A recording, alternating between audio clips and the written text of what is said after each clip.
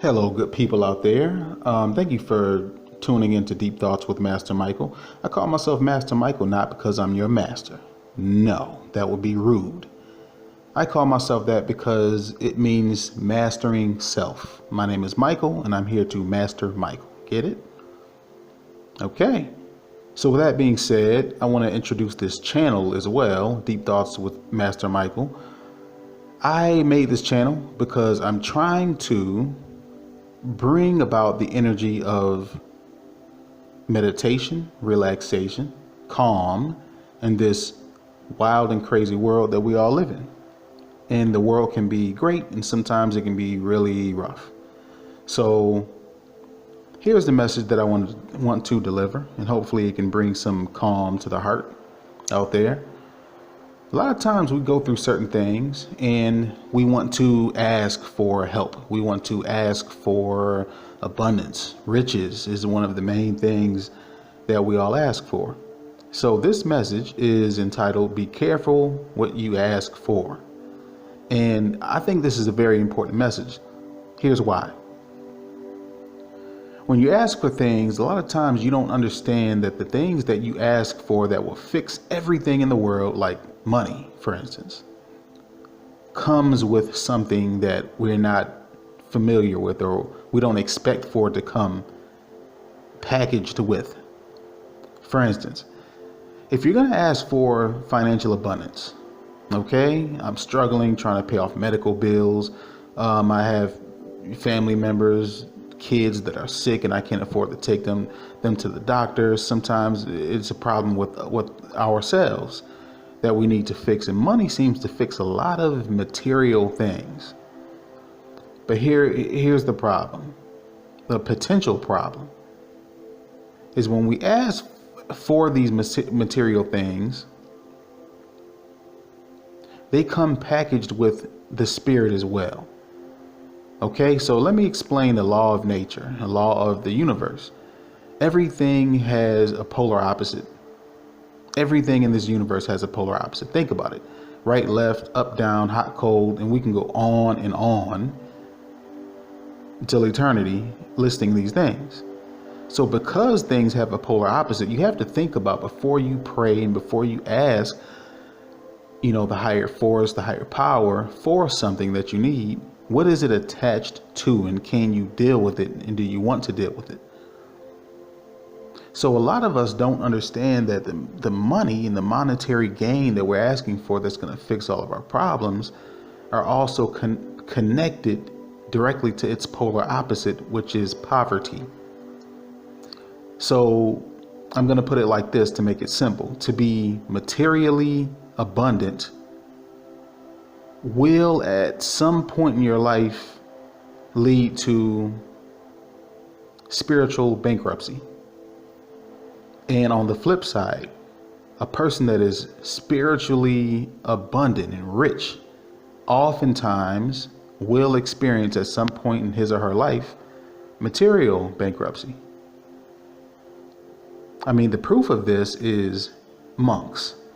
Monks that are up in the Tibetan mountains, and they're being extremely spiritual and going after the spirit.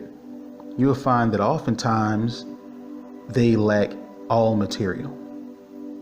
Matter of fact, they forsake all material to go into the mountains to be spiritual and to connect with the spirit world.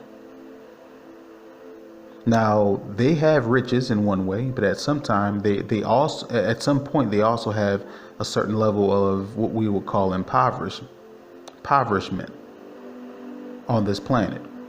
Likewise, many of the richest people that we've heard of on this planet, they have to seek out spiritual gurus because they can't hear that spiritual voice. They have to pay for their understanding of spiritual concepts and to calm their troubled spirit. So an example of this would be a very rich person that has all the material gain in the world. They can pay for anything, but the spiritual things are intangible. You can't necessarily get them by having an abundance of money. See, the spiritual things come with experiences. And if you listen to the word experiences, spirit is hidden in that word. Experiences. You can only get spiritual abundance through experiences, sometimes hard experiences. If you believe in easy and hard, that's a whole nother study, the differences between those two. But either way, when you're asking for material abundance or spiritual abundance, you have to be careful and understand what you're asking for, because you're going to get both in some form. So here's the key. The key is to get to a point where you are not necessarily having to ask for things, but you have enough education in the spiritual concepts, in the financial concepts, and all types of other concepts. This is why the education of a thing is very important. Because when you are educated on these concepts, you no longer have to continuously asking an outside force to intervene, because for this outside force to intervene, it has to drive you to certain things. But you want to be empowered and educated enough to go after these certain things and to attain certain things, so you don't have to always ask. Because when you're not asking for things, you're practicing, and this is the whole key, you're practicing contentment. You're content. You're thankful for the things that you do have. And you're appreciative for the things that you do have. So when you run into this problem, the main thing to ask for is education. To ask for the wisdom. I believe it was Solomon in the Bible who asked God for wisdom, and he was blessed with all other things, including wisdom.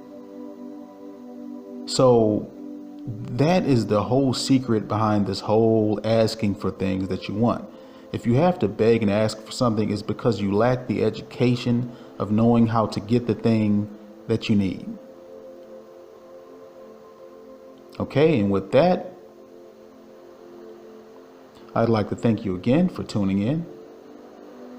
And please hit the like button, and if you like this video, subscribe if you want to get more of these messages, or if you want to get a reminder, hit the bell as well. And also, what we do is I provide energy readings. Okay, me and my team, we provide energy readings because a lot of times when you're going through something extremely difficult and you need a lot of help, it's a timing thing. This time will come and the time will pass.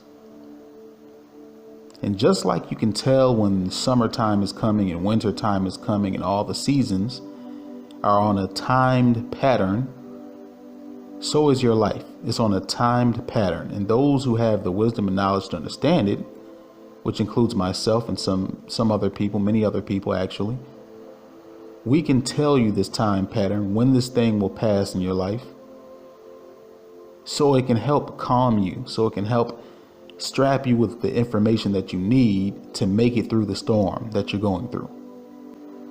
So think about it like this. A person can be tossed to and fro with the waves of this life,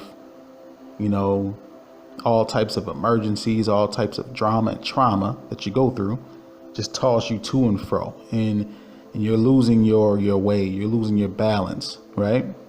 So imagine being on the sea in a storm and you just toss back and forth.